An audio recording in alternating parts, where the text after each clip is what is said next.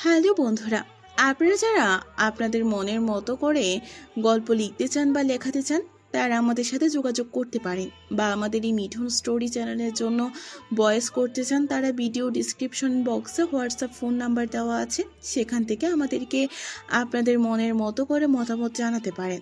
ধন্যবাদ সবাইকে। চলুন তাহলে এবার গল্পে ফিরে আসা যাক। ফজরের আজান দিচ্ছে চারিদিকে, পাখির কোলাহল মিষ্টি সুরে যেন পরিবেশটা মুগ্ধ হয়ে উঠেছে। চারপাশটা এখনো আবছা আবছা অন্ধকার। জেলখানার ভেতরে কয়েদিখানার একটি ছোট্ট রুমে বসে আছে একটি ছেলে। কি যেন দেয়ালে একটা লিখছে। মুচকি একটা হাসি দিয়ে ফজরে আজান দেওয়ায় অজু করে নামাজে দাঁড়িয়ে পড়ে। নামাজ শেষ করে প্রতিদিনের মতো সেই পাগলের মতো দেয়ালে একের পর এক আঘাত করতে থাকে একটি ছবির উপরে। আজকে প্রায় 5 বছর ধরে সে দেয়ালের উপরে যেই ছবি আঁকা আছে সেই ছবিটির উপরে আঘাত করে আসছে। প্রায় দেয়ালটাকে আঘাত করে ক্ষত করে ফেলেছেন, হাত কেটে রক্ত পড়ছে। ছেলেটির এরকম পাগলামোতে কেউ তাকে ভয় কোনো কিছু জিজ্ঞাসা করে না। হ্যাঁ, জেলখানা। আজকে 5 বছর হলো সাকিব নামক এই ছেলে এসেছে কোনো এক কারণে। দেখতে দেখতে সব কয়েদিরা ঘুম থেকে উঠে যায়। কয়েদি নাম্বার 301। সাকিবের এরকম পাগলামো দেখে কয়েদিখানার ভেতরে বাকি সব যে কয়েদিরা আছে তারা থালা বাসন বাজাতে থাকে। কয়েদিখানার ভেতরে এরকম হইচই দেখে কয়েকজন পুলিশ এসে কয়েদিখানার 301 নাম্বার সাকিবকে থামায় এবং হাতে বেরি পায়ে গলায় দড়ি দিয়ে বেঁধে দেয়, যাতে সে পাগলামি করতে না পারে। কিছু সময় পর জেলার সাহেব এসে তার সামনে চেয়ার নিয়ে বসে পড়ে আর মৃদু কণ্ঠে বলে ওঠে, দেখো সাকিব, আমি জানি না তোমার সাথে কি ঘটেছে। তোমার সাথে যেটাই ঘটুক না কেন, এটা অন্যায় হয়েছে। আজকে 5 বছর হলো তুমি এই জেলে এসেছো। কেন জানি না তুমি এই ছবিটা কার এঁকেছো এবং এই ছবির উপরে কেনই বা আঘাত করছো। বছর কয় মাস যায়, দিন যায়, তারিখ যায়, তুমি সব কটা মাস, দিন, তারিখ, বছর লিখে রাখো এই দেওয়ালের পাতায়। তবে তোমার সাথে যাই ঘটুক না কেন, তোমার অতীতটা আমরা সবাই শুনতে চাই। তুমি একজন ম্যাজিস্ট্রেটের সন্তান হয়ে কি করে এরকম অন্যায় করতে পারো? আমার এটা বিশ্বাস হয় না মোটেও। তার উপর তোমার চাচা এত বড় একজন আইনজীবী। যাই হোক, তোমার জীবনের কাহিনীটা শেষবার আমরা শুনতে চাই, কারণ ছোট্ট একটা কাহিনীর মধ্যে লুকিয়ে থাকে হাজারো অজানা কাহিনী। এই বলে জেলার আর কোনো কথা না বলে হাতের ইশারা দেয় কনস্টেবল সাহেবকে। কনস্টেবল সাহেব সাকিবের গোলা এই বলে জেলার আর কোনো কথা না বলে হাতের ইশারা দেয় কনস্টেবল সাহেবকে। কনস্টেবল সাহেব সাকিবের গলা ও হাতে পায়ে বেড়ি খুলে দেয়। পরিবেশটা বেশ শান্ত। কয়েদিখানার ভেতরে সাকিব সহ আছে রাহাত আপন আলমগীর। রাহাত আলমগীর কোনো কথা বলে না, চুপচাপ দেখতে থাকে পরিবেশটা।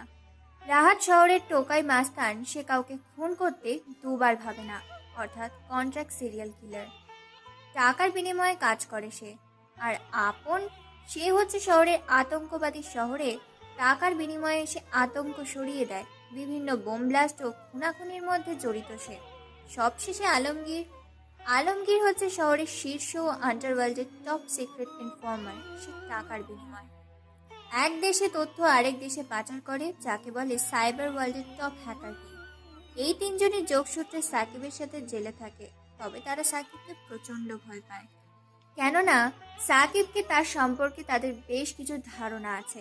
কারণ সাকিব ছিল একজন রাজনৈতিক নেতা। শহর ও দেশ এবং দেশের বাইরে ছিল তার বেশ পাওয়ার। চাইলে সে এখান থেকে 2 মিনিটের মধ্যে বেরিয়ে যেতে পারে, কিন্তু সে এটা কখনোই করবে না, কারণ সে আইনকে সম্মান করে।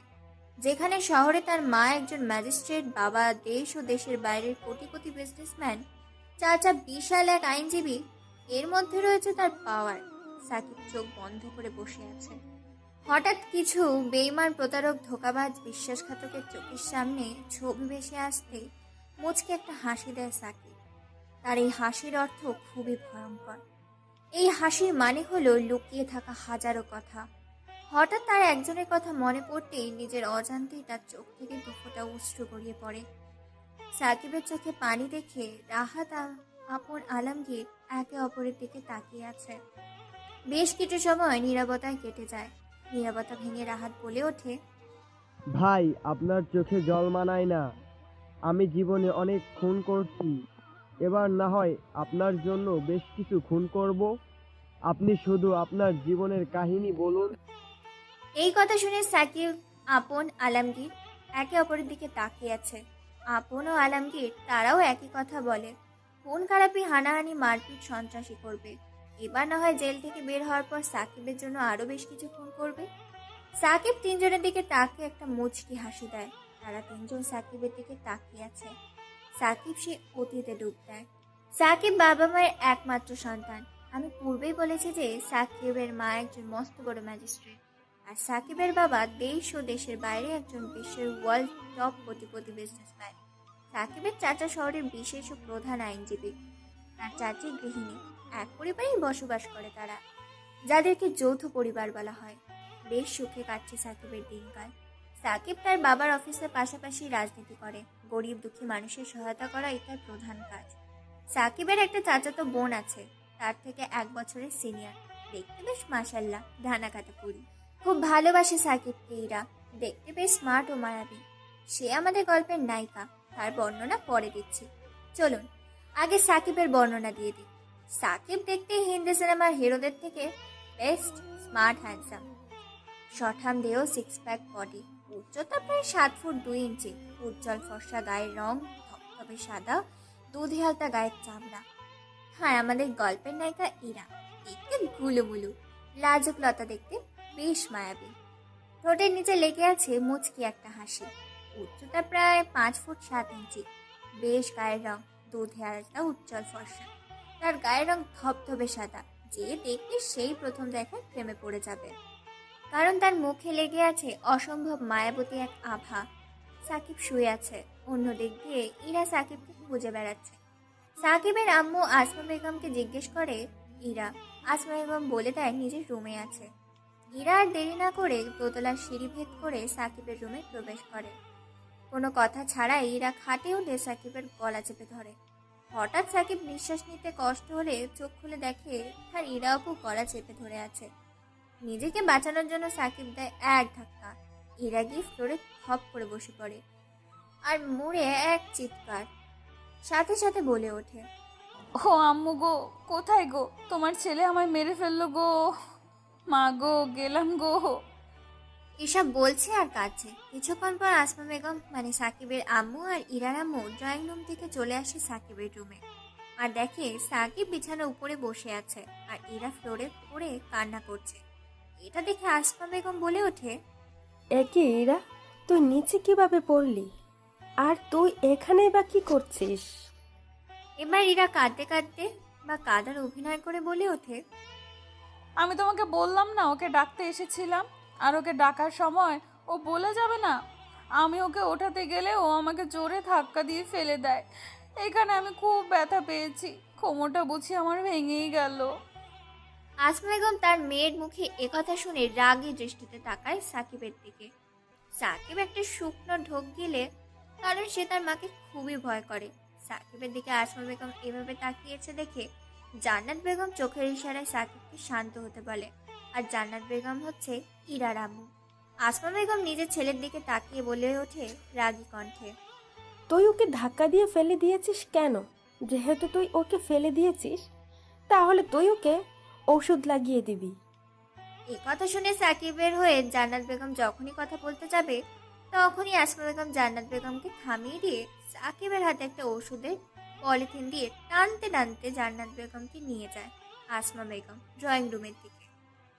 সাকিব নিরুপায়, আর কোনো উপায় না পেয়ে ফ্লোর থেকে কোলে করে তুলে বিছানায় এনে শুয়ে দেয় ইরাকে। তারপর ইরা মুচকে মুচকে হাসি দেয় আর চোখে তাকিয়ে নিজের জামাটা একটু হালকা উঠিয়ে বলে ওঠে, দিলি তো আমার কোমরটা ভেঙে। এখন আমাকে কে বিয়ে করবে? তুই আমাকে ফেলে দিয়েছিস, তুই আমার এখানে ওষুধ লাগিয়ে দে। পলিথিন থেকে হালকা ওষুধ নিয়ে নেয়। সাকিব কোনো উপায় না পেয়ে ইরার কোমরে মালিশ করে দেয়। এটা দেখে ইরা বেশ মুচকি মুচকি হাসছে। তারপর সাকিব আর কোনো কথা না বলে ফ্রেশ হতে ওয়াশরুমে চলে যায়। ইরা চলে যায় তার নিজের রুমে রেডি হতে। ও হ্যাঁ, সাকিব ও ইরা একই ভার্সিটিতে পড়ে। ইরা এবার অনার্স 2য় বর্ষে পড়ে, আর সাকিব পড়ে অনার্স 1ম বর্ষে। ইরা থাকে সাকিবের 1 বছর বা 6 মাসের ছোট।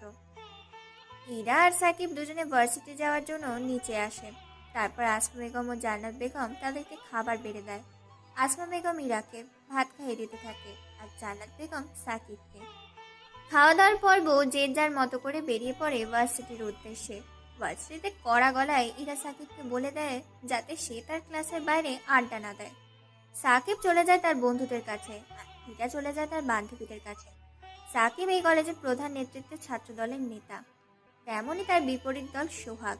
সোহাগ তার থেকে সিনিয়র আর সোহাগ ইরাকে পছন্দ করে। এটা ভার্সিটির সবাই জানে, কিন্তু ইরা কাউকে পাত্তা দেয় না। ইরা শুধু একমাত্র সাকিবকে ভালোবাসে, তবে সাকিব সেটা জানে না। এভাবে কাটছে তাদের দিনকাল। সাকিব বসে আছে, তখন তাদের বন্ধু মাসুদ ফোন করে বলে ওঠে, হ্যালো সাকিব, কোথায় আছিস? শহরে আজকে নতুন একটা গ্যাং এসেছে বিভিন্ন অস্ত্র পাচার ও হীরা পাচার করতে, আর এই গ্যাংয়ের লিড দেবে সোহাগ।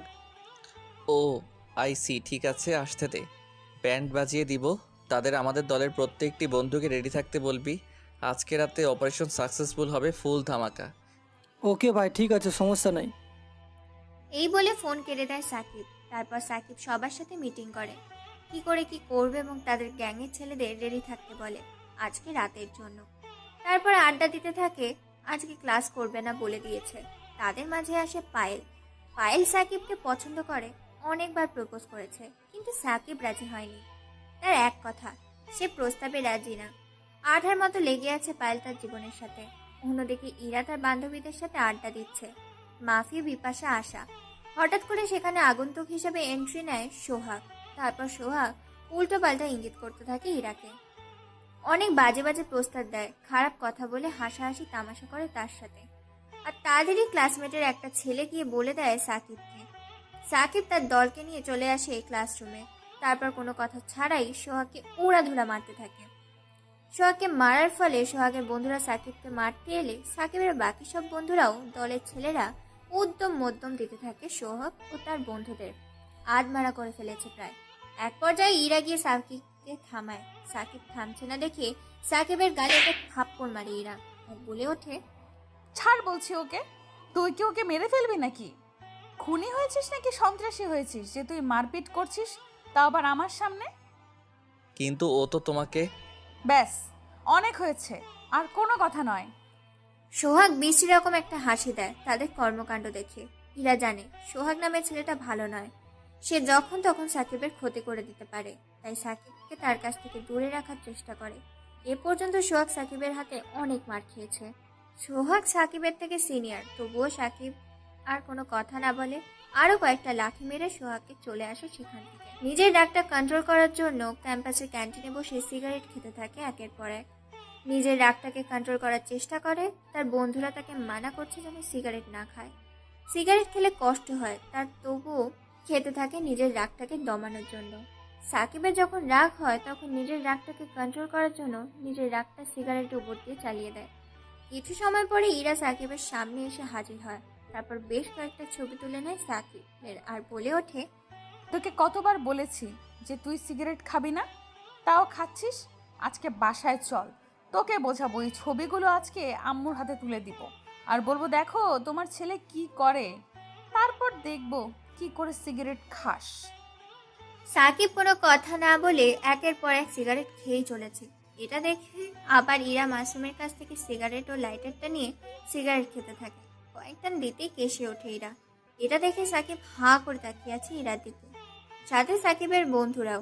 আর ইরার বান্ধবীরা তাকিয়ে আছে তাদের দুজনের দিকে।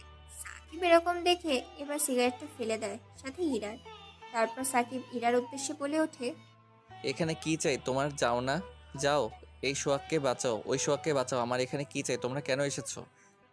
সাকিবের কথা শুনে ইরা এবার হাসতে থাকে। হাসতে হাসতে বলে ওঠে, ও এই বুঝি আমার জানটা রাগ করেছে আমার প্রতি। আচ্ছা দাঁড়া, তাহলে তাহলে তো কিছু একটা করতে হয়। তারপর সাকিবকে আর কোনো কথা বলার সুযোগ না দিয়ে ইরা সাকিবকে সেখান থেকে নিয়ে আসে ভার্সিটির বাইরে রাস্তার পাশে একটি ফুচকার দোকানের কাছে। সেখানে গিয়ে ফুচকাওয়ালা মামার কাছ থেকে 2 প্লেট ফুচকা নেয়। দুটোতেই ঝাল দেওয়া আছে। ইরা একের পর এক খেয়েই চলেছে। সাথে থাকা সাকিব তার খাওয়া দেখে হাঁ করে আছে।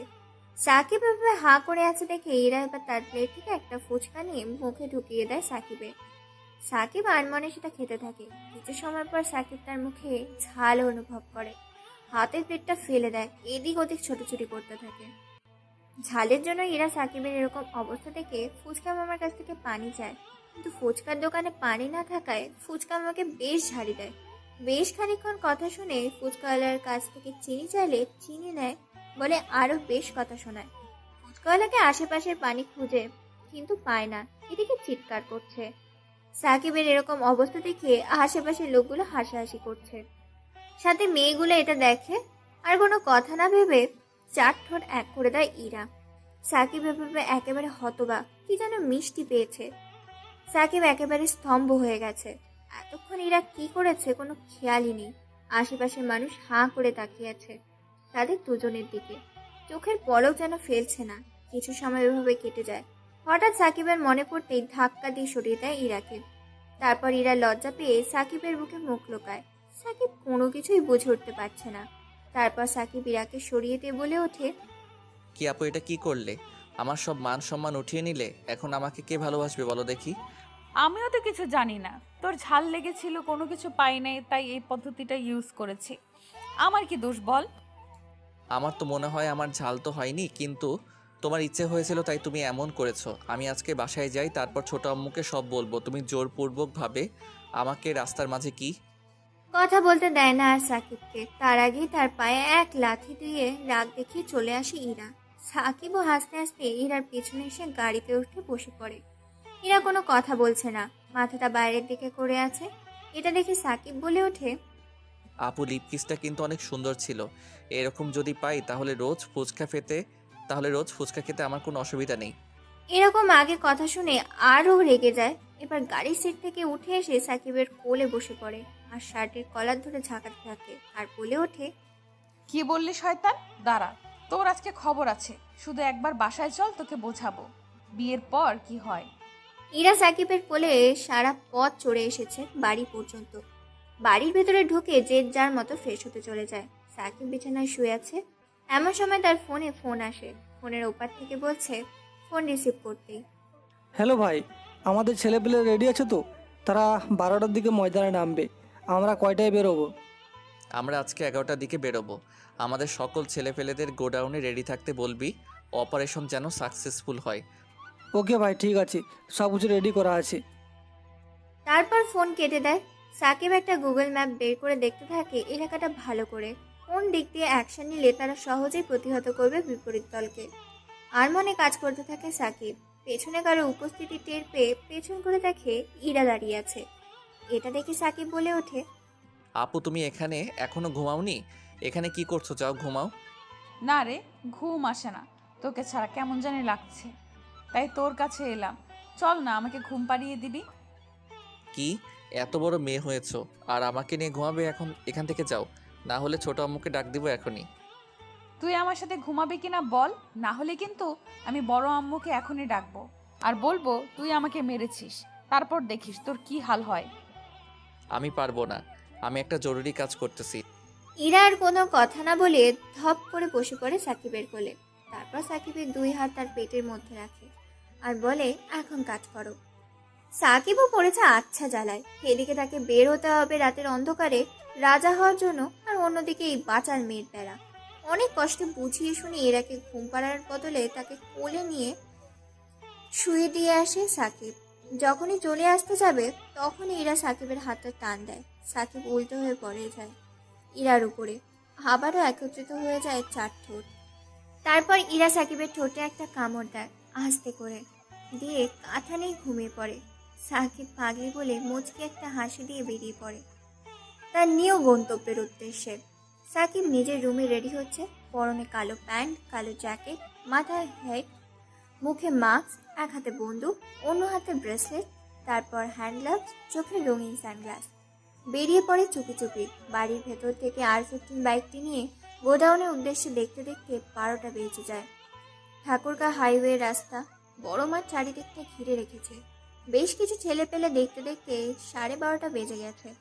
সবার কানে হেডফোন। প্রায় 1টা বাজতে চলেছে, এখনো আসছে না দেখে এবার মাসুদ সাকিবকে ফোন দেয়। বলে ওঠে, হ্যালো ভাই, আমরা তো রেডি আছি, কিন্তু এখনও তো কেউ এলো না। তারা কি খবর পেয়ে গেছে যে আমরা এখানে অ্যাকশন নিতে চলেছি তাদের বিরুদ্ধে? না মাসুদ, তারা অবশ্যই আসবে, কারণ সোহাগ কোনো দিন ছেড়ে দেওয়ার পাত্র না।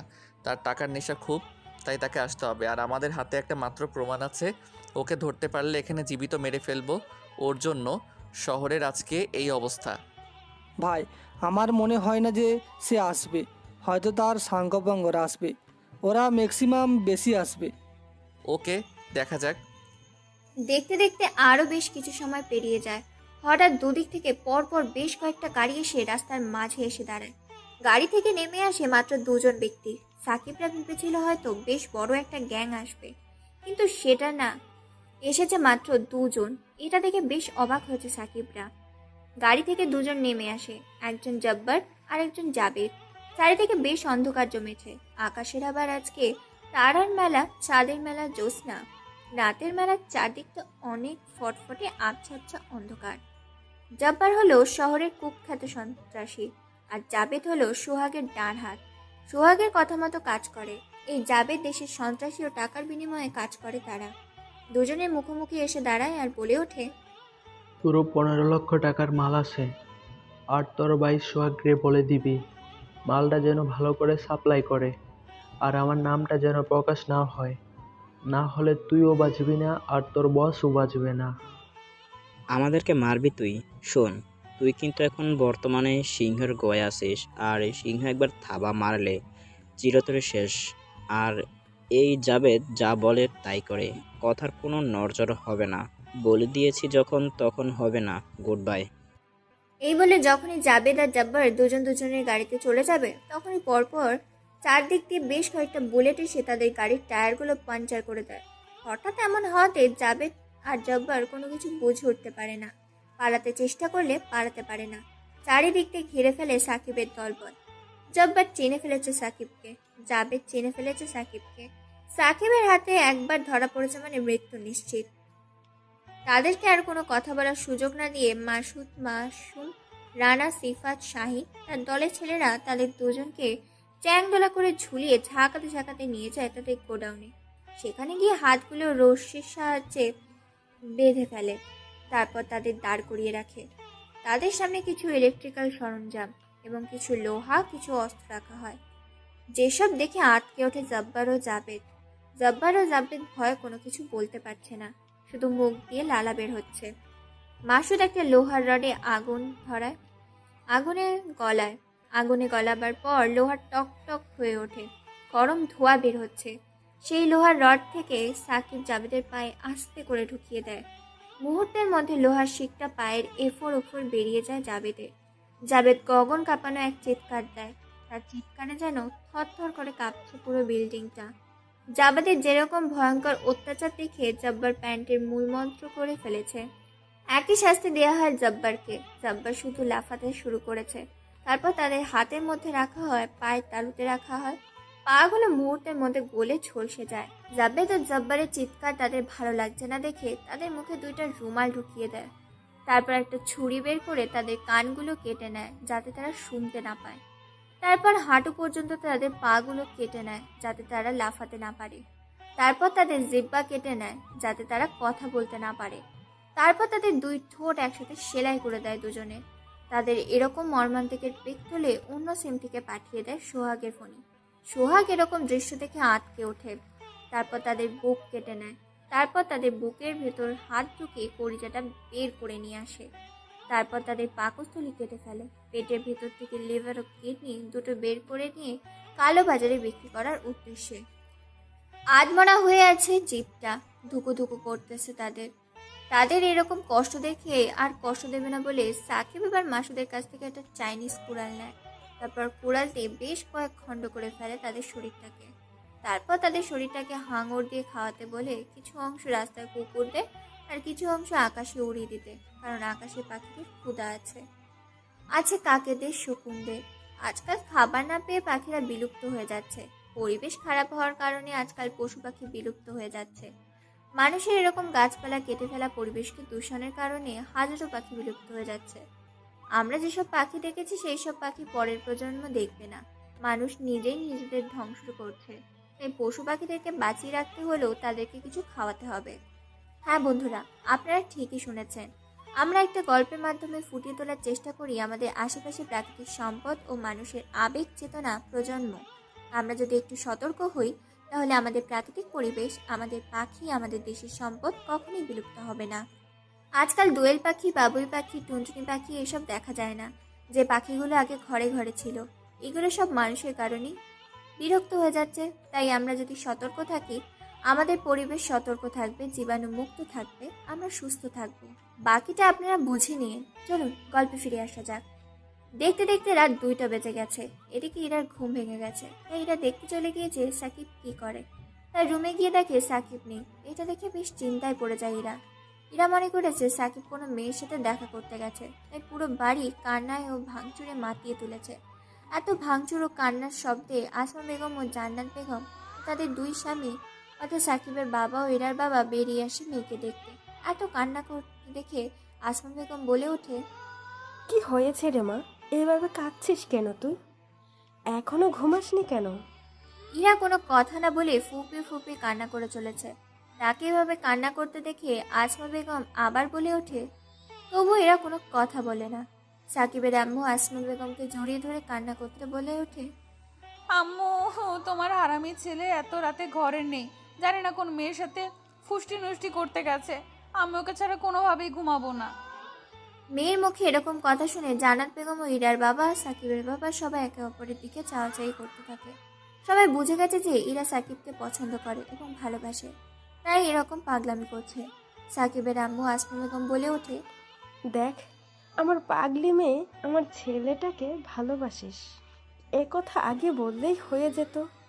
হ্যাঁ, আমি তোমার ছেলেকে খুব ভালোবাসি, অনেক বেশি ভালোবাসি। তাকে ছাড়া আমি থাকতে পারি না। তাকে আমার লাগবে, না হলে আমি নিজেকে শেষ করে দেব। আচ্ছা হয়েছে, আমি জানতাম যে তুই আমার ছেলেটাকে ভালোবাসিস, আর আমিও আমার মেয়েটাকে ভালোবাসি। তাই আমার মেয়েটাকে আমি আমার ঘরেই রেখে দিব। ঘরের মেয়ে ঘরে থাকবে, ঘরের ছেলে ঘরে থাকবে, এটাই ভালো।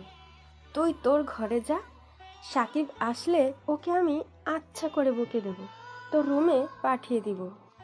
না, ও যতক্ষণ না আসবে ততক্ষণ আমি এখান থেকে এক পাও যাব না। ওকে আজকে আমি মেরেই ফেলবো। ও এত রাতে কোথায় গেছে? এটা কি হচ্ছে ইরা? তোমার যেটা তোমার বড় আম্মু করতে বললো সেটা করো, রুমে যাও। আর শাকিল আসলে ওকে কোনো কিছুই করবি না তুই। যদি শুনি তুই আমার ছেলেটাকে কোনো কিছু করেছিস, তাহলে তোর হাল বেহাল করে দিব। বড় আম্মু দেখছো, আমাকে কিন্তু আম্মু বকা দিচ্ছে। ছোট, তুই চুপ থাকবি, নিজের রুমে যা। আর মা, তুই এখানে থাকিস, আর সাকিব আসলে আমাকে ডাকিস। আমি আমার রুমে গেলাম। না, সবাই এখানে থাকবে। ওকে আজকে সবার সামনে আমি আচ্ছা করে বকবো। দেখতে দেখতে রাত 3টে বেজে যায়। সবাই ড্রয়িং রুমে অপেক্ষা করছে সাকিবের জন্য। সাকিব সবকিছু করে সবাইকে বুঝিয়ে দিয়ে আবার বেরিয়ে পড়ে বাড়ির উদ্দেশ্যে। পোশাক আশাক বেশভূষ পাল্টিয়ে বাড়ির ভেতর কলিং বেল না চেপে ডুপ্লিকেট দেওয়ার চাবি ব্যবহার করে ঘরের ভেতর প্রবেশ করে। এদিক ওদিক তাকিয়ে পরিবেশটা শান্ত দেখে চুপি চুপি নিজের রুমে যেতে নিলে হঠাৎ করে ঘরের বাতি জ্বলে ওঠে। সাকিব চমকে ওঠে, দেখে পরিবারের সবাই বসে আছে। ইরা দৌড়ে এসে সাকিবের শার্টের কলার ধরে ঝাঁকাতে ঝাঁকাতে বলে ওঠে, তুই কোথায় গিয়েছিলি এত রাতে? কি করছিলিস? কার সাথে দেখা করতে গিয়েছিলিস বল? এসব বলছে আর অঝরে কাঁদছে ইরা। সাকিব কি বলবে কোনো কিছু ভেবে পায় না। পুরো পরিবারের ব্যক্তি তার সামনে দাঁড়িয়ে আছে। সাকিব তার আম্মুকেও খুব ভয় পায়। এবার আসমা বেগম বলে ওঠে, তুই কোথায় গিয়েছিলি, কেন গিয়েছিলি, কি জন্য গিয়েছিলি? আমি কোনো কিছু জিজ্ঞেস করব না। আমার মেয়েটা তোকে ছাড়া ভীষণ কষ্টে আছে, সে তোর সাথে ঘুমাতে চায়। তুই তাকে কল করে তার রুমে নিয়ে গিয়ে ওর সাথে ঘুমিয়ে পড়। যদি শুনি তুই ওর সাথে কোনো কিছু করেছিস, তাহলে তোকে গরম তেলে বাউচি দিয়ে মারবো। সাকিবের কথা শুনে ভয় আর কোনো কথা না বলে ইরাকে কোলে নিয়ে যায়, তার রুমে চলে যায়। তারপর ইরাকে শুয়ে দিয়ে নিজেও বিছানায় উঠে পড়ে। সাকিবকে জড়িয়ে ধরে একের পর এক চুমু খেতে থাকে। সাকিবের বেশ ভালো লাগে, তবুও কিছু বলে না। এভাবে দুজন দুজনকে জড়িয়ে ধরে ঘুমিয়ে পড়ে। পরের দিন সকালে সাকিবের ঘুম ভেঙে যায়। সাকিব দেখে ইরাকে জড়িয়ে ধরেছে, তখন ইরাকে ছেড়ে দিয়ে ওয়াশরুম চলে যায়। কিছুক্ষণের মধ্যে ইরার ঘুমও ভেঙে যায়, দেখে সাকিব নেই। আবার চিৎকার চেঁচামেচি শুরু করেছে। তার এরকম চিৎকার চেঁচামেচি দেখে সাকিব তার সামনে এসে হাজির হয়। তারপর সাকিব তাকে ফ্রেশ হতে বলে দুজনে ফ্রেশ হতে চলে যায়। খাওয়া দাওয়া করে আবার গাড়ি নিয়ে বেরিয়ে পড়ে ভার্সিটির উদ্দেশ্যে। তারপর ভার্সিটিতে গাড়ি পার্কিং করে যে যার মতো ক্লাসে চলে যায়। ক্লাসে গিয়ে প্রতিদিনের মতো আড্ডা দিতে শুরু করেছে। ইরা তার বান্ধবীদের সাথে আর সাকিব তার বান্ধবীদের সাথে আড্ডা দেওয়ায় এক পর্যায়ে হাসির টপিক নিতে নিতে এক পর্যায়ে চলে আসে সেখানে পায়েল এসে সোজা সাকিবের পাশে বসে পড়ে। অন্যদিকে এইসব দেখেছে ইরা। এরপর পায়েল হঠাৎ করে সাকিবের সামনে গিয়ে হাঁটু পেরে লাল টকটকে রক্তমাখা গোলাপ হাতের মুঠোয় নিয়ে চক্ষু বন্ধ করে হাসি মাখা মায়াবী কণ্ঠে বলে ওঠে, I love you, Sakib. Do you love me and you will marry me. আমি তোমায় প্রথম দেখেই ভালোবেসে ফেলেছি। যেদিন তোমায় দেখেছিলাম হিরোদের স্টাইলে মারপিট করতে, আমি তোমার প্রেমে মশগুল হয়ে উঠেছি। প্লিজ আমাকে ফিরিয়ে দিও না। আমি তোমায় অনেক ভালোবাসি। তোমার কোনো কষ্ট পেতে দিব না।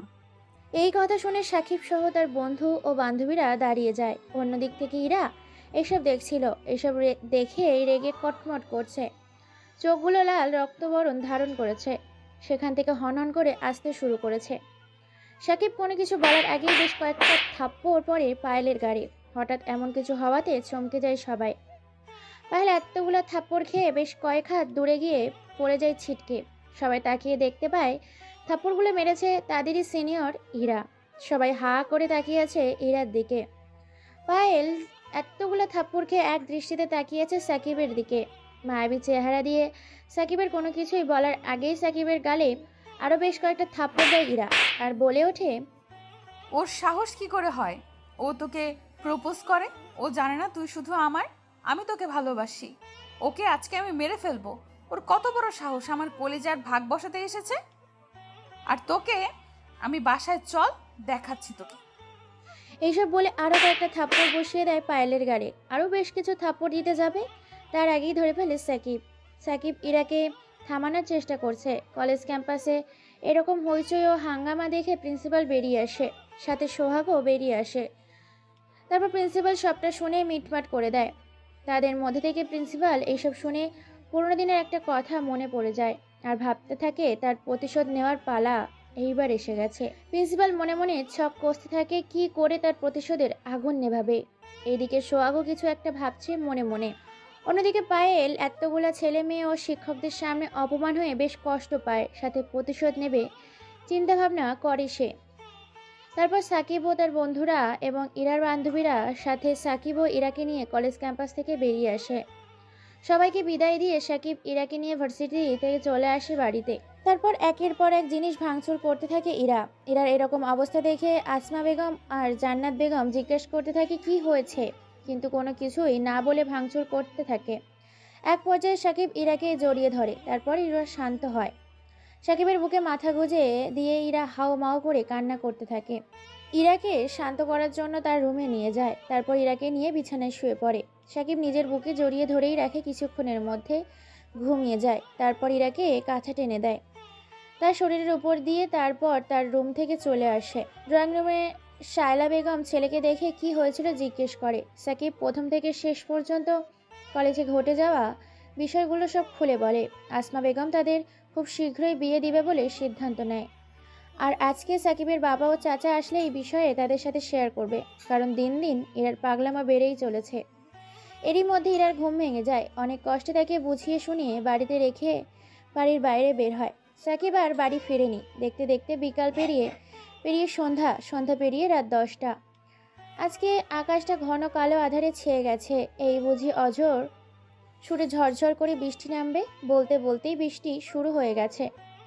যানবাহন, মানুষের সমাগম, পাখির কিচিরমিচির, ঝিঝি পোকার ডাক সব নিস্তব্ধ হয়ে গেছে। পরিবেশটা যেন বৃষ্টি পড়াতে শীতল অনুভব করছে।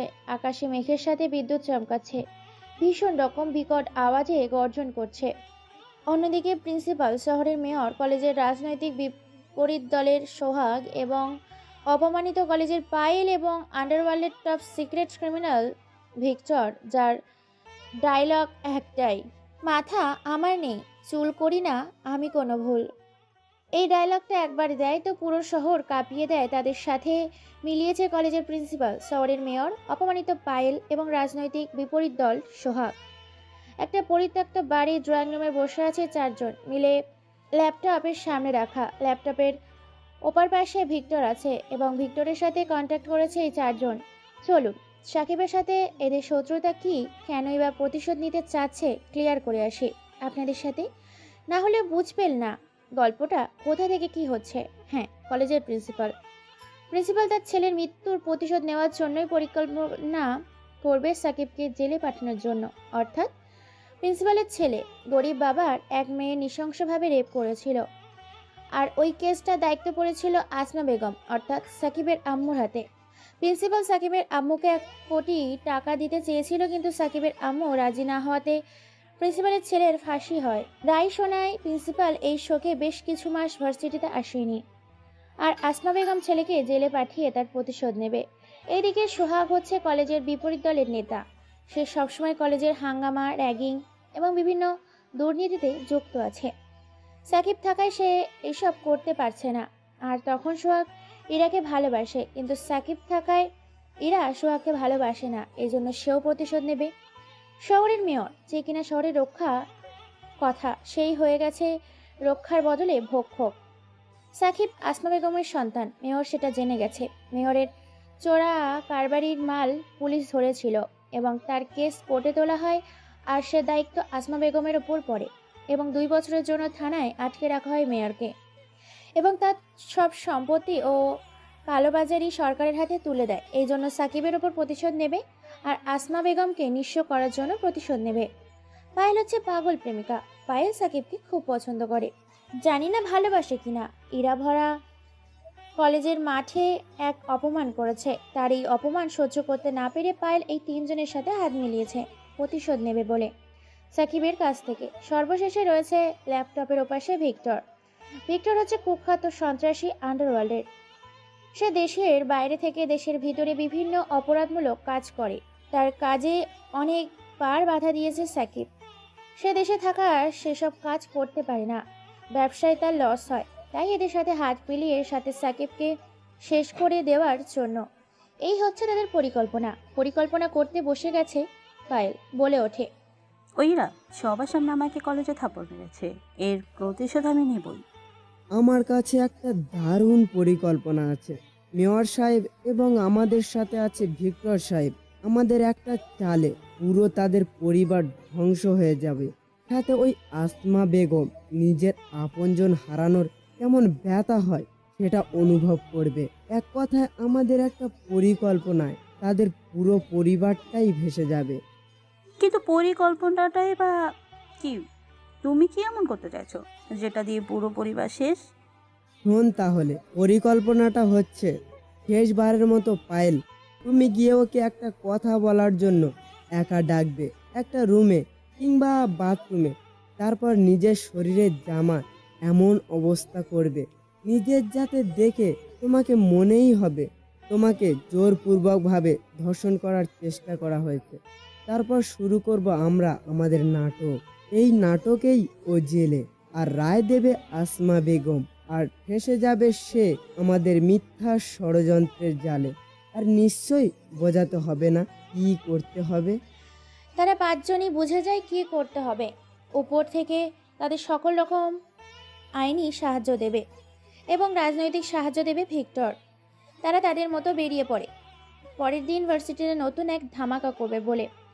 এইদিকে দেখতে দেখতে রাত 12টা বেজে গেছে। চারিদিকে পানির বৃষ্টির শব্দে চারদিকটা থই থই করছে। বৃষ্টির আওয়াজে পরিবেশটা বেশ অন্ধকার। সাকিবের দল রাস্তার মাঝখানে গাছের নিচে বেঁধে ফেলে 2 লোককে, হাকিম ও রিয়াদ। এরা সুদের ব্যবসা করে, মানুষের কাছ থেকে চক্রবর্তী সুদ খেয়ে তাদের রক্ত চুষে খায় এবং তাদের টাকা পরিশোধ করতে না পারলে তাদের সম্পত্তি জোরপূর্বকভাবে তাদের কাছ থেকে নিয়ে নেয়। তারপর তাদের হত্যা করে মেরে ফেলে, পুঁতে দেয়। পুলিশ খবর পেলে তাদের মোটা অঙ্কের টাকা দিয়ে চুপ করিয়ে দেয়। এই খবরটা পেয়েছে সাকিব ও তার দলবল, সাকিব, শিয়াম, মাসুম। তাদের 3 জন হাতে ছুরি, পিস্তল ও কুড়াল। কোনো কথা ছাড়াই যাদের চিৎকার করতে না পারে তাদের মুখের ভিতর ঢুকিয়ে দেয় রুমাল। তাদের শরীরটা কেটে ফালা ফালা করে ফেলে। ধীরে ধীরে হাতের শিরা পায়ের শিরা কেটে দেয় তাদের। কিডনি ও লিভার বের করে নেয়, সেইগুলো বাজারে বিক্রি করবে বলে এবং গরিব দুঃখীকে সাহায্য করবে বলে। তারপর তার জিহ্বা কেটে ফেলে, মুখের ভেতর কয়েকটা সিগারেট জ্বালিয়ে ঢুকিয়ে দেয় মুখের ভেতর। তারপর মুখটা সেলাই করে দেয়, হাত পাগুলো কেটে ফেলে তিনজন মিলে। তারপর ছুরি দিয়ে একের পর এক আঘাত করতে থাকে। যখন মরমর অবস্থা, তখন তাদের চোখ উপড়ে ফেলে সেইগুলো বিক্রি করার জন্য। তারপর ধারালো ছুরি, চাইনিজ কুড়াল ও রামদা দিয়ে তাদের শরীরটা কেটে টুকরো টুকরো করে ফেলে। তারপর তারা চলে যায় তাদের নিজ গন্তব্যে। সাকিব গিয়ে ঘুমিয়ে পড়ে ইরার পাশে, নইলে পাগলিটা প্রতিদিনের মতো চিৎকার করতে শুরু করবে। সে তার পাশেই ঘুমিয়ে পড়ে। পরের দিন সকালে সবাই খেতে বসেছে, তখন তাদের মধ্যে থেকে আসমা বেগম বলে ওঠে, আজকে ভার্সিটি থেকে তাড়াতাড়ি আসবি, কারণ আজকে তোদের পাকা কথা ফাইনাল করব। আমি চাই না তোরা বিয়ে না করে এক ঘরে এতদিন থাক। এই কথা শুনে সাকিবের গলার ভাত আটকে যায়। ইরা তাকে পানি দেয়। সবাই সাকিবের এইরকম কাণ্ডে হু হু করে হেসে ওঠে। তারপর সবাই হাসি মুখে বেরিয়ে যায় যে যার কাজে। সাকিবিরা চলে যায় ভার্সিটিতে। আজকে কেন জানি না ভার্সিটির পরিবেশটা থমকে আছে, কি যেন হতে চলেছে। এইদিকে ইরার মনটা খসখস করছে, আসমা বেগমও মনটা কেমন যেন আনচান আনচান করছে। কেউ কোনো কিছুই বুঝতে পারছে না। ইরা চলে যায় তার বান্ধবীদের সাথে আড্ডা দিতে। আড্ডা দিচ্ছে মাফি, বিপাশা, আশা। অন্যদিকে আড্ডা দিচ্ছে মাসুম, মাসুদ, সাকিব, রিয়াদ, রাজ, সৌভিক, শাওন, ইয়াজ, তৌফিক। এরা সবাই সাকিবের বন্ধু। সবাই আড্ডা দিচ্ছে একসাথে। তখনই তাদের আড্ডার মাঝে উপস্থিত হয় পায়েল। পায়েল এসে বলে ওঠে, সাকিব, আমার সাথে চলো না। তোমার সাথে আমার শেষবারের মতো কিছু কথা আছে, হয়তো আর দেখা হবে না। সাকিব কোনো কথা বলে না। পায়েল বারবার তাকে যেতে বলছে, সাকিব কোনো কিছু বলছে না। এটা দেখে মাসুম বলে ওঠে, ভাই ও যেহেতু বলছে অনেকক্ষণ ধরে, তাহলে তোর ওর কথাটা শোনা দরকার আছে। যা শুনে আয়, আমরা তো এখানে আড্ডা দিচ্ছি। তারপর পায়েল সাকিবকে নিয়ে চলে যায় দোতলার রুমে। রুমটা বন্ধ ছিল, নিস্তব্ধ, তেমন এদিকে কেউ আসে না।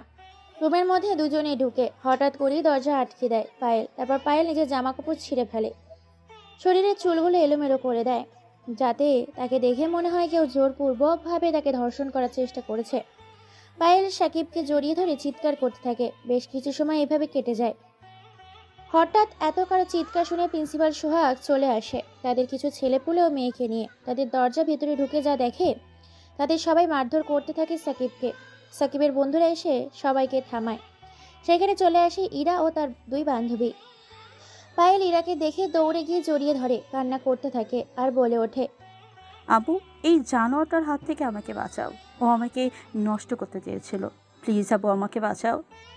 ইরা কোনো কিছুই বুঝে উঠতে পারছে না। সাকিবের প্রতি তার ঘৃণা জন্মাতে শুরু করেছে তার মনে। কেননা পায়েল যা অবস্থা তাতে দেখেই বোঝা যাচ্ছে সাকিব তার সাথে এমন করেছে। পায়েল আবার বলে ওঠে, আপু, আমিও কি শেষবারের মতো ওর কাছে মাপ চাইতে এসেছিলাম, কিন্তু সে আমার সাথে এসব করবে আমি কোনো দিন ভাবতে পারিনি। তুমি ঠিকই বলেছিলে আপু। ইরা কোনো কথা না বলে পরপর বেশ কয়েকটা থাপ্পড় লাগিয়ে দেয় সাকিবের গালে। সবার সামনে প্রিন্সিপাল ফোন করে শায়লা বেগমকে, অর্থাৎ সাকিবের পুরো পরিবারকে ফোন করে ভার্সিটিতে আসতে বলে, সাথে পুলিশ এসেছে। সাকিব বলে ওঠে, আপু বিশ্বাস কর, আমি এসব করিনি। ও আমাকে ইচ্ছে করে রুমে বন্ধ করে নিজের এসব করেছে। আমি ওর সাথে কোনো কিছু করিনি, আমাকে বিলিভ করো তোমরা। সাকিব এইসব বলছে আর সবার হাতে পায়েও ধরছে আর বলছে কাঁদতে কাঁদতে। কেউ তার কথা শুনে না। অবশেষে আর সহ্য করতে না পেরে ইরা আরও বেশ কয়েকটা থাপ্পড় লাগিয়ে দেয় ও বলে ওঠে, চুপ জানোয়ারের বাচ্চা, কি দোষ ছিল আমার ভালোবাসার? আমি তো শুধু তোর কাছ থেকে একটু ভালোবাসাই চেয়েছিলাম, তার বিনিময়ে তুই এটা আমাকে দিলি। তোরা আসলে সব ছেলেগুলো খারাপ। তোর যদি এত শরীরের চাহিদা ছিল তাহলে আমাকে বলতে পারতি, আমি আমার সবটুকু উজাড় করে দিতাম তোকে। তবু তুই এটা কেন করলি? এইসব বলছে আর অঝরে কাঁদছে। কাঁদতে কাঁদতে আসমা বেগমকে জড়িয়ে ধরে ইরা। আসমা বেগম পুলিশের উদ্দেশ্যে বলে ওঠে, পুলিশ অফিসার, এরকম ধর্ষককে সমাজে রাখা খুব রিস্ক। আপনি ওকে জেলে নিয়ে যান। আসমা বেগমের মুখে সাকিব এ কথা শুনে বিশাল রকমের একটা ইলেকট্রনিক্যাল শক খায়। নিজের মা হয়ে কি করে নিজের সন্তানকে পুলিশের হাতে তুলে দিচ্ছে, তাও আবার নিজের মুখে বলছে যেন তাকে নিয়ে যাওয়া হয় জেলখানার ভিতর। এটা শুনে একেবারে হতবাক, বলার ভাষা হারিয়ে ফেলেছে। তবুও গলা ফাটিয়ে চিৎকার করে শেষবারের মতো বলে ওঠে, ওয়েট, পুলিশ অফিসার, তোমরা খুব পস্তাবে নিজের ছেলেকে বিশ্বাস না করে। আর এই তোমার ভালোবাসার মিস ইরা, আরে তুমি তো ভালোবাসাই চেনো না। যার ভালোবাসার প্রতি কোনো বিশ্বাস নেই সে ভালোবাসবে আমাকে? সত্যিটা একদিন সবার সামনে আসবে, সেদিন হাজার আফসোস করলেও আমাকে পাবে না। সাকিবের আর কোনো কথা বলতে না দিয়ে টেনে হিঁচড়ে পুলিশ অফিসার নিয়ে যায় গাড়িতে থানার উদ্দেশ্যে। ইরা এক দৃষ্টিতে তাকিয়ে আছে, চোখের পানি ফেলছে। পরিবেশটা শান্ত হলে সবাই যে যার মতো বেরিয়ে যায়। এদিকে পায়েল, সোহাগ, প্রিন্সিপাল চোখের ইশারায় সাকসেস বলে। তারপর অট্টহাসিতে মেতে ওঠে তিনজন। 2 দিন পর, এই 2 দিনে সাকিবকে অনেক টর্চার করা হয়েছে তার মুখ থেকে স্বীকার করানোর জন্য যে সে এসব করেছে, কিন্তু সে একই কথা বলেছে সেসব কিছুই করেনি। এই 2 দিনে ইরা নিজের অবস্থা বেহাল করে ফেলেছে, চোখ মুখ ফুলিয়ে ফেলেছে। আজকে কোর্টে সাকিবকে তোলা হবে। আসমা বেগম তার পুরো পরিবার গেছে। আসমা বেগম কোর্ট ওই কেসের রায় ঘোষণা করবে। সবাই কোর্টে এসে উপস্থিত হয়েছে। বাদী পক্ষের উকিল ও আসামি পক্ষের উকিলের মধ্যে হাড্ডাহাড্ডি লেগে গেছে কেসটাকে নিয়ে। কেউ বলছে এসবের দোষী নয় সাকিব, কেউ বলছে এসবের দোষের সাথে জড়িত আছে। অবশেষে বাদী পক্ষের উকিল প্রমাণ করে দেয় যে এসবের পিছনে সাকিবের হাত আছে। আসমা বেগম নিজের ছেলের বিরুদ্ধে 7 বছর সশ্রম কারাদণ্ডে দণ্ডিত করে। সাকিবকে শেষবারের মতো দেখে নেয় সবাই। সাকিবের সাথে ইরা দেখা করতে চাইলে সাকিব দেখা না করে চলে যায়। এই ছিল অতীতের কাহিনী। দেখতে দেখতে 5টি বছর কেটে যায় জেলের ভিতর। এর মধ্যে তার বন্ধুরা দেখা করতে এসেছিল সাকিবের সাথে, কিন্তু সাকিব কারোর সাথেই দেখা করেনি। সাকিবের পুরনো স্মৃতি মনে পড়তেই চোখ থেকে 2 ফোঁটা নোনা পানি গড়িয়ে পড়ে। সাকিবের জীবনের এত কষ্ট, এটা শুনে রাহাত, আপন, আলমগীর সবার সান্ত্বনা দিতে থাকে। সাকিবকে দেখতে দেখতে ফজরের আজান দিয়ে দেয় সকাল হয়েছে। এই 5 বছর সাকিব নিজের কোনো যত্ন নেয়নি। চুল, দাড়ি, নখ, শরীরের যা তা অবস্থা। পুরো পাগলের মতো হয়ে গেছে দাড়িগুলো, চুলগুলো ইয়া বড় হয়েছে। তাকে সবাই চুলগুলো কাটতে বলে, সে একটা কথাই বলে, এগুলো তার স্মৃতি হিসাবে তার কাছেই থেকে যাবে।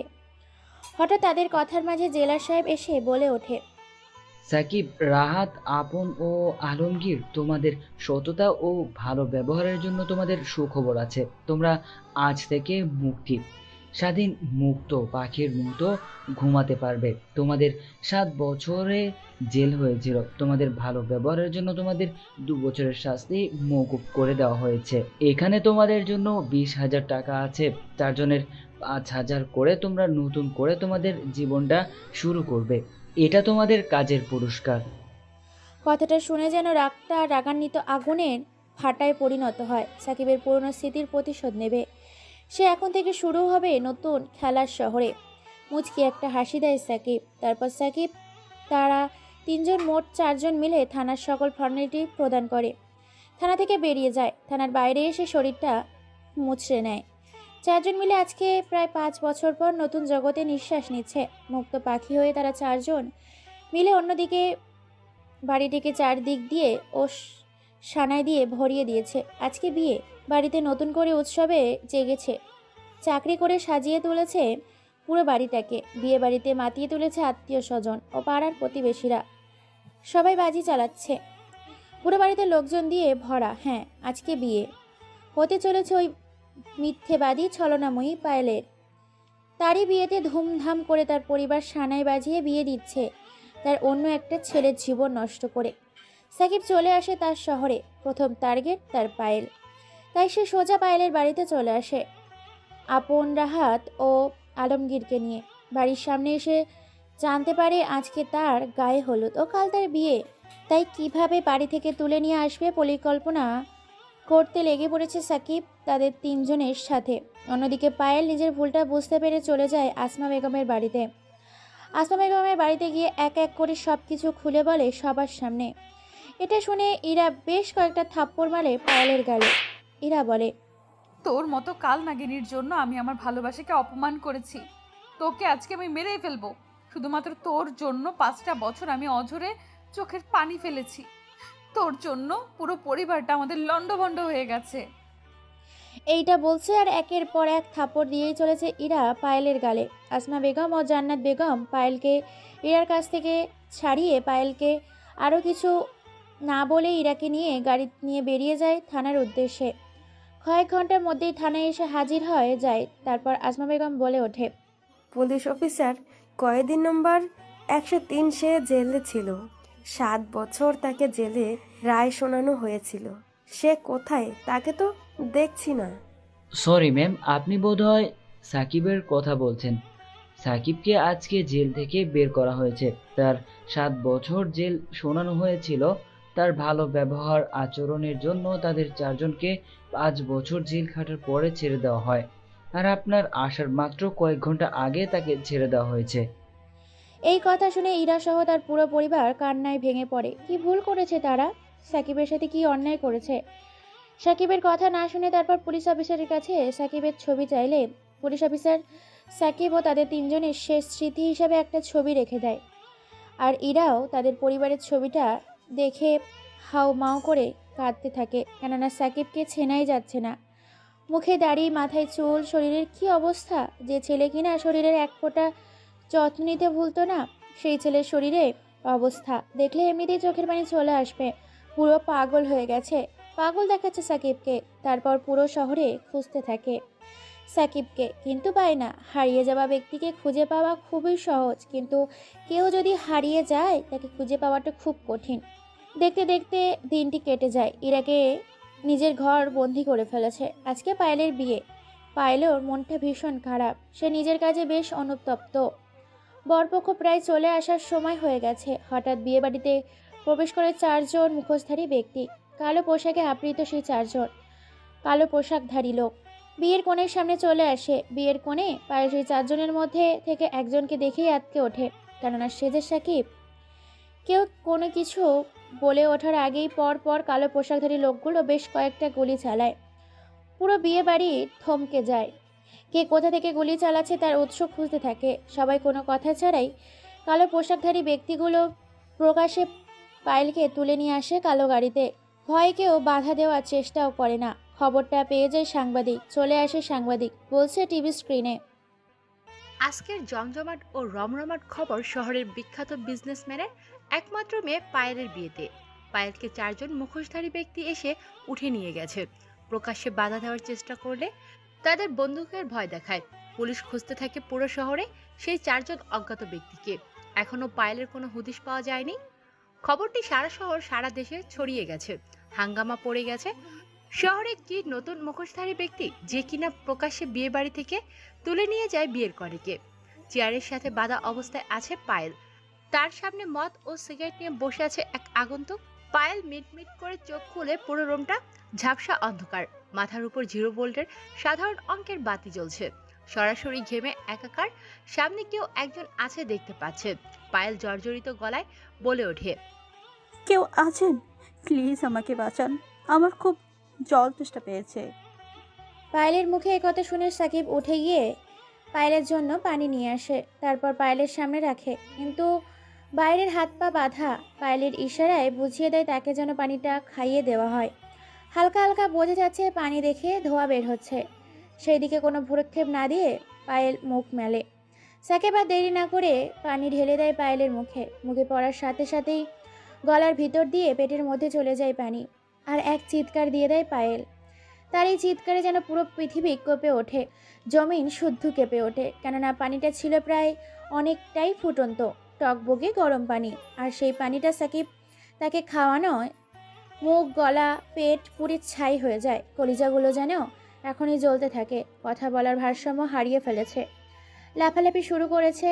চেয়ারে বাঁধা অবস্থায় থাকা পায়েলের একদম আত্মনাদ দেখে গগন কাঁপানো চিৎকার দেয়।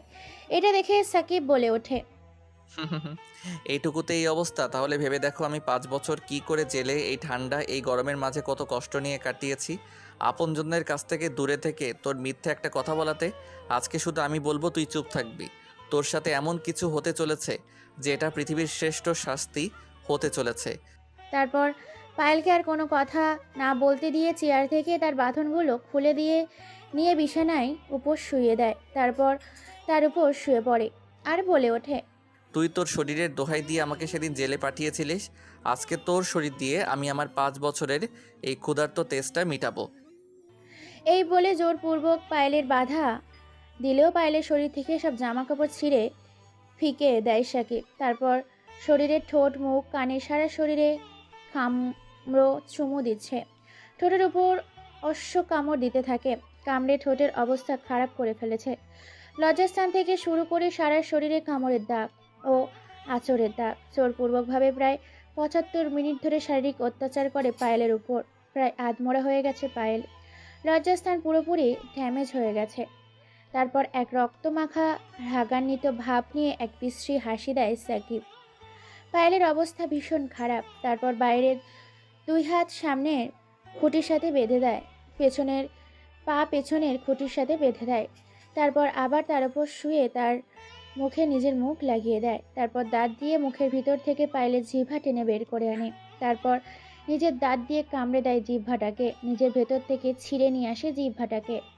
পায়ের সাথে সাথেই ছটফট করতে থাকে। জিহ্বাটাকে নিয়ে নিজের মুখের ভেতর থেকে এইভাবে ছিঁড়ে দেয়। হাতে দেখে পায়েল প্রায় আধমরা হয়ে গেছে, কারণ এই জিহ্বা দিয়েই, এই মুখ দিয়েই সে মিথ্যে জবাব দিয়েছিল।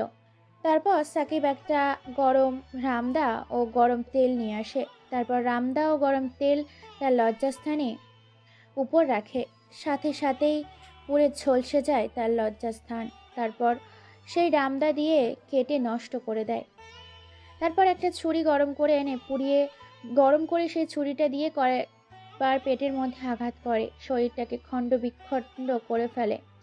তারপর হাতের বাঁধন, পায়ের বাঁধন খুলে দিয়ে মুখটা অবস্থা বিকৃত করে দেয়। তারপর রাহাত আপন আলমগীরকে লাশটাকে 4 রাস্তার জমজমাট জনগণ সম্মুহূর্ত এলাকাতে লাশটাকে ফেলে দিয়ে আসতে বলে, যাতে খুব সহজেই লাশটা চোখের সামনে পড়ে। তারপর মদ সিগারেট নিয়ে বসে পড়ে। এদিকে ইরা অঝরে চোখের পানি ফেলছে। পুলিশ পায়েলকে খুঁজে বেড়াচ্ছে। দেখতে দেখতে রাত কেটে সকাল হয়ে পরের দিন সকালেই সাংবাদিক বলছে, আজকে সকাল 8টার খবর, শহরের মাঝখানে ফেলে গেছে প্রকাশ্যে একটি মেয়ের লাশটাকে হত্যা করা হয়েছে। তার শরীরে বিভিন্ন অঙ্গ প্রত্যঙ্গ কেটে ফেলা হয়েছে। মেয়েটির মুখের চেহারা অবস্থা খুবই খারাপ। পুলিশ তার জন্য আইডেন্টিফাই করতে পারছে না। তবে পরীক্ষা করে জানা গেছে এটা কিছুদিন আগে হারিয়ে যাওয়া, অর্থাৎ বিয়ের মণ্ডপ থেকে তুলে আনা সেই আগন্তুক পায়েল। অর্থাৎ এই মিত্র লাশ হচ্ছে পায়েলের, টপ বিজনেসম্যানের মেয়ে পায়েলের। তার লাশটা ফেলে দিয়ে গেছে এই ভরা সম জনগণ এলাকাতে।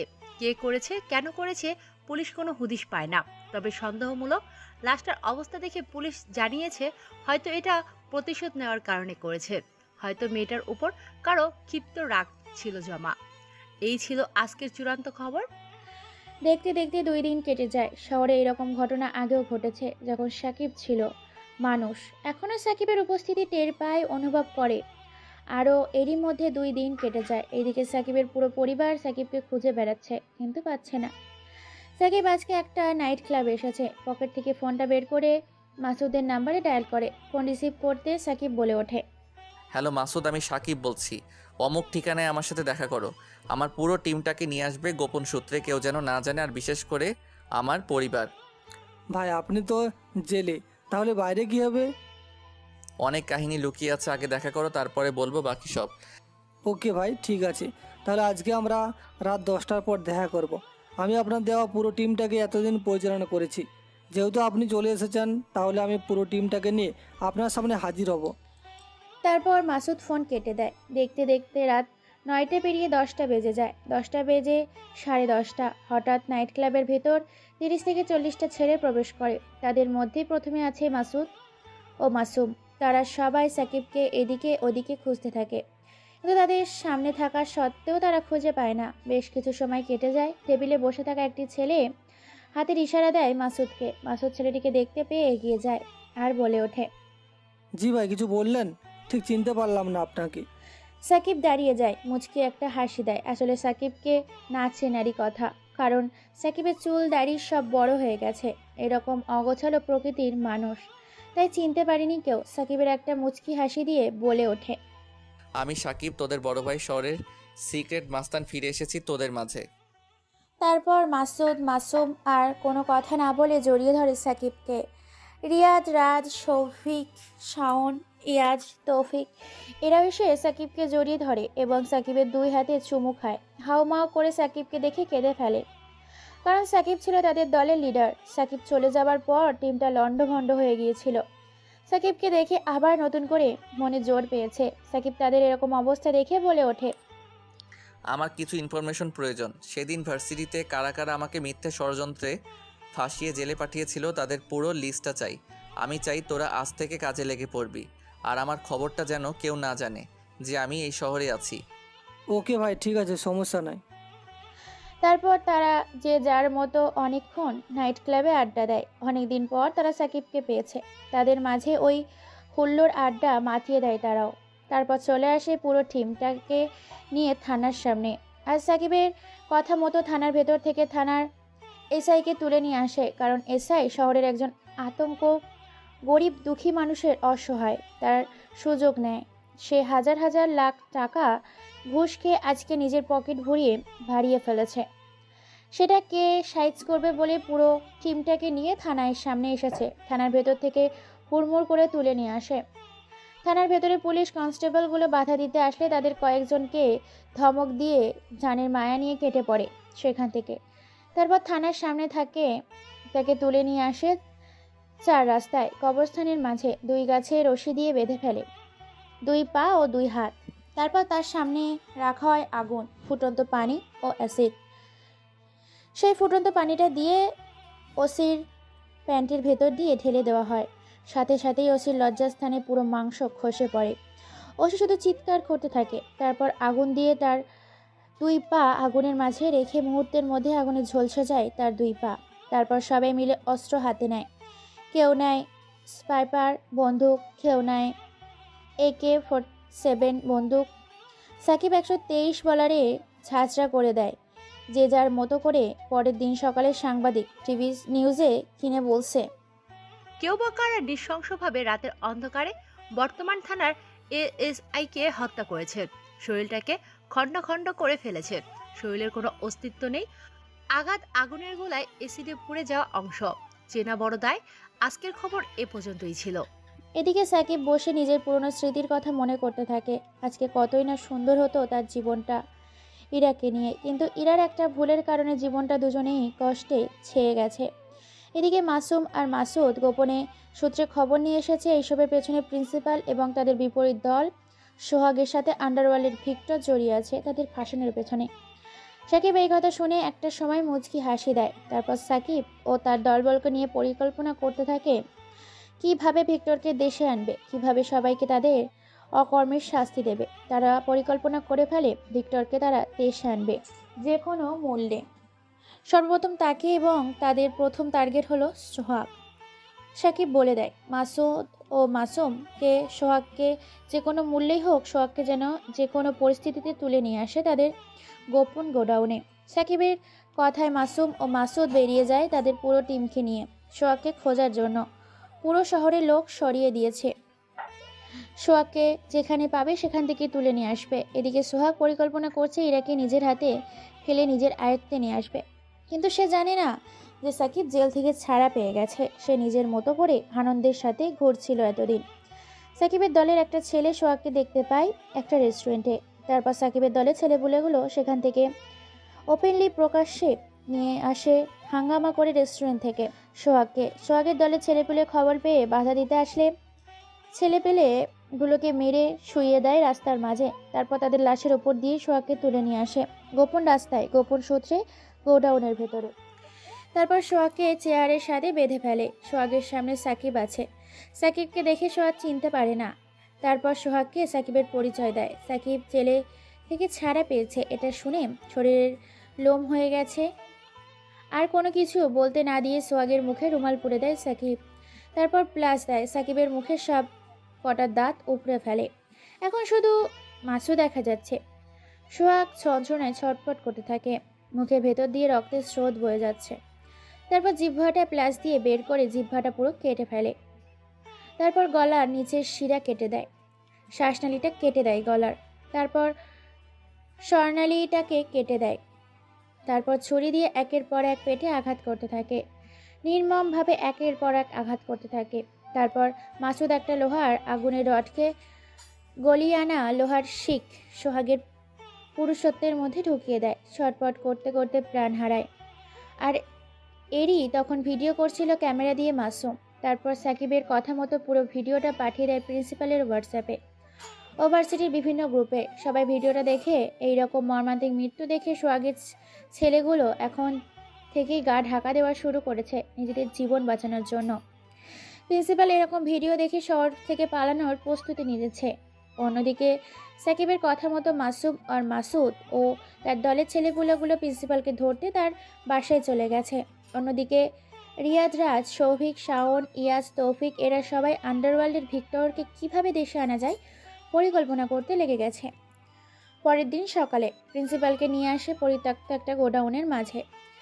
প্রিন্সিপালের সামনে রাখা হয়েছে মৃত মানুষের লাশ, দুর্গন্ধ বেরোচ্ছে। তারপর রাখা হয়েছে আগুনের লাভা, এক পাশে রাখা হয়েছে ফুটন্ত পানি, এক পাশে রাখা হয়েছে ফুটন্ত অ্যাসিড, আর এক পাশে রাখা হয়েছে একটা মোটা রশি ঝুলিয়ে রাখা, যেটাতে ফাঁসি দেওয়া হয় মানুষকে। এসব দেখে হাসতে থাকে সাকিব। তারপর সাকিব বলে ওঠে, তোর ছেলের ফাঁসি হয়েছিল ধর্ষণের ফলে, আর আজকে তোর ফাঁসি। নিজেকে আগুনে পোড়াবে, অথবা ফুটন্ত অ্যাসিডে, অথবা গরম পানিতে নিজের শরীরটাকে ঝলসে ফেলবি। তোর কাছে 5টা অপশন আছে, কোনটা বেছে নিবি সেটা তোর মাথা ব্যথা। আর আমি নিজের শাস্তি দিলে সেই শাস্তিটা হবে আজরাইলের থেকেও জাহান্নামকে হার মানানোর ভয়ঙ্কর বেদনাদায়ক শাস্তি। প্রিন্সিপাল কি করবে বুঝতে পারে না। প্রিন্সিপালের জীবনটা ধুকু ধুকু করতে শুরু করেছে। প্রিন্সিপালের সামনে রাখা হয়েছে অসংখ্য অপশন, তাদের মধ্যে একটা তাকে বেছে নিতে হবে। প্রিন্সিপাল ভাবতে থাকে আগুনের লাভায় ঝাঁপ দিলে তিলে তিলে মরতে হবে, ঝাঁপ দিলে শরীরটা নিমেষেই গলে পড়ে যাবে, আর ফুটন্ত পানিতে ঝাঁপ দিলে মরলে সারা শরীরে ফোসকা দিয়ে কষ্টদায়ক মৃত্যু হবে তার। এদিকে ভিক্টর দেশের উদ্দেশ্যে রওনা দিয়েছে। প্রিন্সিপালের কোনো কিছু উপায় না পেয়ে যে রশিটা ঝোলানো আছে সেই রশিটার সামনে গিয়ে নিজের গলাটা ঢুকিয়ে দেয় রশির সামনে, কারণ সে জানে এখান থেকে বেঁচে ফেরা তার বড় দায়। নিজেকে বাঁচাতে হলে একমাত্র এটাই উপায়, তাই ফাঁসিতে ঝুলিয়ে দেয় নিজের গলা।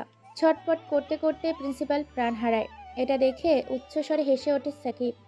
অন্যদিকে ভিক্টর দেশে পৌঁছে গেছে। ভিক্টর চলে যায় তার একটা হোটেলে। খবর পেয়ে যায় সাকিব। রাতের অন্ধকারে নিস্তব্ধ তারা মাঝে পুরো হোটেলটাকে ঘিরে ফেলে সাকিবের দলবল। রাত বাজে 11:15। হোটেলের ভিতর বেশ কিছু মেয়ে নিয়ে ফুর্তি করছে ভিক্টর। পাঠিয়ে দিয়েছে ভিক্টর সে পার্টির মাঝে প্রাণ হারাবে আজকে। ভিক্টর মদ খেয়ে মাতাল হয়ে গেছে। কিছু মেয়েকে তার রুমে নিয়ে গেছে, বুক করবে। তারই সুযোগ নিয়েছে সাকিব। হঠাৎ করে রুমের ভিতর কেউ একজন প্রবেশ করাতে সবাই চমকে ওঠে। মেয়েগুলো লজ্জায় বাথরুমে, কেউ লুকিয়ে খাটের নিচে, আলমারির পেছনে উলঙ্গ অবস্থায় সেখানে চুপটি মেরে বসে আছে। বুঝতে পারে না কে তার সামনে। ভিক্টরকে কোনো কিছু বলতে না দিয়ে রামদা তার শরীর থেকে তার লজ্জাস্থানটি কেটে ফেলে। ভিক্টর ছটপট করতে থাকে, রুমের এদিক ওদিক দৌড়াদৌড়ি করতে থাকে, কিন্তু রুম থেকে পালাতে পারে না, কারণ পুরো রুমটা ঘিরে রেখেছে। ভিক্টর নিজের প্রাণ ভিক্ষা চায়, আকুতি মিনতি করতে থাকে সাকিবের কাছে, কিন্তু সাকিব আবার রামদা দিয়ে তার পা দুটো কেটে ফেলে যাতে সে দৌড়াতে না পারে। তারপর হাত, তারপর জিহ্বা, তারপর চোখ, তারপর নাক, তারপর কান, শেষ পর্যায়ে শরীর থেকে গলাটাই আলাদা করে ফেলে। টুকরো টুকরো করে ফেলে তার শরীরটা। দেখতে দেখতে দিনটা কেটে যায়। হোটেলে খবর পেয়ে গেছে, পুরো হোটেলটা পুলিশ সিল করে দিয়েছে যাতে কেউ ভেতরে এবং ভেতর থেকে বাইরে যেতে না পারে। সাংবাদিক পুরো দেশে খবর ছড়িয়ে দিয়েছে ভিক্টর নামে আতঙ্কবাদীটা এই হোটেলে নৃশংসভাবে তার লাশটা পাওয়া গেছে। পুলিশ আইডেন্টিফাই করার জন্য উঠে পড়ে লেগেছে। অবশেষে পুলিশ জানতে পারে এই লাশটা ভিক্টরের। দেখতে দেখতে দিনটা কেটে যায়, 1 সপ্তাহ কেটে যায়। এদিকে ঘর বন্ধ করে ফেলেছে ইরা নিজেকে। প্রায় পাগলপাড়া হয়ে গেছে সাকিব। এখনও তার চুলদাড়ি বড়, সেগুলো পরিষ্কার করেনি, এখনও পাগলের বেশেই আছে। আজকে সাকিব নিজের প্রতিশোধ নিতে পেরে খুবই খুশি। ইরাকে আজকে ঘর থেকে বের করেছে আসমা বেগম, জান্নাত বেগম ও পুরো পরিবার। আজকে ইরার মন ভালো করার জন্য বাইরে বের হয়েছে ঘুরতে। ভাগ্যের কি পরিহাস, হোটেলে ডিনার করতে ঢুকেছে। সেই হোটেলে আগে থেকেই সাকিব, মাসুদ এবং মাসুদ আর কিছু বন্ধু তার নতুন জীবনের উদ্দেশ্যে পার্টি দিচ্ছে, খাওয়া দাওয়া করছে। খাওয়া দাওয়া করে যখনই হোটেল থেকে বের হবে তখনই ইরার সাথে ধাক্কা খায় সাকিব। সাথে সাথেই পড়ে যায় দুজনে। সাকিবের দিকে তাকায় ইরা ও তার পরিবার, কিন্তু সাকিব এখনও দেখেনি। সাকিবকে দেখে ইরা জড়িয়ে ধরে। তার পুরো পরিবার চমকে যায় সাকিবের একই হাল হয়েছে দেখে। ইরা সাকিবের 2 পা জড়িয়ে ধরে, হাউমাউ করে কাঁদতে থাকে।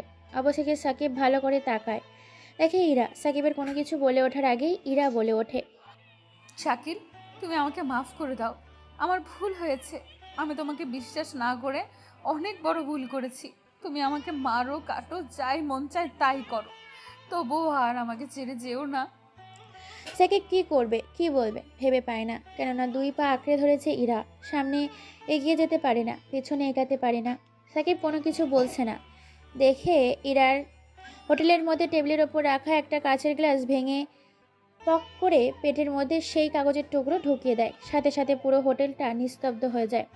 সাকিব সেখানেই থমকে যায়। সাকিব আর দেরি না করে ইরাকে কোলে নিয়ে গাড়িতে করে হসপিটালের উদ্দেশ্যে রওনা দেয়। ডাক্তাররা ওটিতে নিয়ে যায় ইরাকে। অপারেশন চলছে। সাকিবের কাছে সবাই ক্ষমা চায়। সাকিব সবাইকে আপন করে নেয়, নিজের বুকে টেনে নেয়। অনেকদিন পর প্রিয় মানুষদের পেয়েছে, তার কাছে, তার আপনজনদের কাছে সেও ক্ষমা চায়। দেখতে দেখতে পুরো 5 ঘন্টা কেটে যায়। ডাক্তার বাইরে আসে, সবাই ডাক্তার সাহেবকে জিজ্ঞেস করে। ডাক্তার সাহেব সবাইকে শান্ত হয়ে বলে, আউট অফ ডেঞ্জার, ইরা এখন সুস্থ আছে, ভালো আছে। এক এক করে সবাই ইরার সাথে দেখা করে। অবশেষে সাকিব যায় ইরার কেবিনে। তারপর একটা চেয়ার নিয়ে ইরার পাশে বসে পড়ে। ইরার হাতটা ধরে বলে ওঠে, তুমি ভাবলে কি করে তুই মরে গেলে এই পাগলটাই পৃথিবীতে বেঁচে থাকবে কি করে? আমিও যে তোমায় বড্ড ভালোবাসি ইরা পাগলি। ইরা আর কোনো কথা না বলে টুকুস করে সাকিবের ঠোঁটে একটা চুমু খায়। সাকিব এটা দেখে অবাক। খুনসুটির মধ্যে দিয়ে সন্ধ্যা পেরিয়ে রাত হয়। রাত 8টা বাজে। আর সাকিব তার পুরো পরিবারের বাসায় চলে যেতে বলে। এখন হাসপাতালের কেবিনে বসে আছে সাকিব, আর শুয়ে আছে ইরা। ইরার ঘুম পেয়েছে। ইরা বলে ওঠে, অনেক দিন হলো তোমাকে জড়িয়ে ধরে ঘুমাইনি। আমার পাশে শুয়ে পড়ো, আজকে তোমাকে জড়িয়ে ধরে ঘুমাবো, আর তুমি আমাকে সারা রাত আদর করবে, না হলে কিন্তু আমি আবার ওইসব করব। সাকিব আর কোনো কথা না বলে মুচকি একটা হাসি দিয়ে এবার সে শুয়ে পড়েন। তারপর ঠোঁটের মুখে, সারা শরীরে, নাভিতে, পায়ে, পেটে চুমু খেতে থাকে। সাথে ফ্ল্যাট চাতে ইরা এতদিন না পাওয়া ভালোবাসাটা সে বুঝতে পারে। দেখতে দেখতে দুজনে 2 ঠোঁট একত্রিত করে এক জায়গায় ঘুমিয়ে পড়ে, জড়িয়ে ধরে। পরের দিন তাদেরকে বাসায় নিয়ে যাওয়া হয়। 1 সপ্তাহ কেটে যায় হাসি ঠাট্টার মধ্যে দিয়ে। দেখতে দেখতে তাদের বিয়েও হয়ে যায়। আজকে তাদের বাসর রাত। বাসর ঘরে বসে আছে ইরা।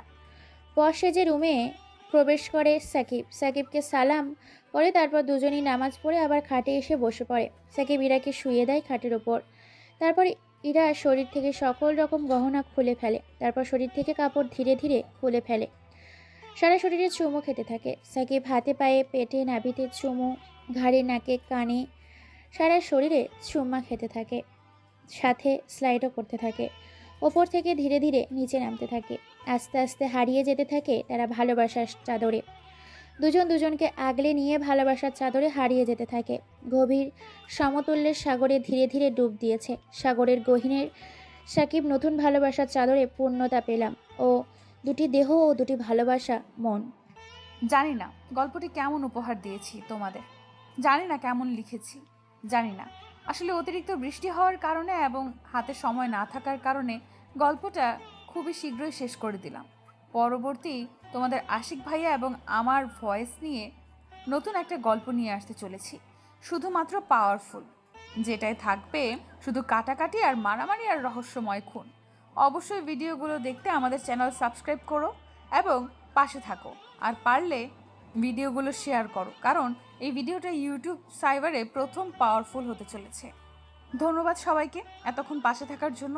শুভকামনা করে, তোমাদের সুস্থতা কামনা করে গল্পটা এখানেই ইতি টেনে দিলাম।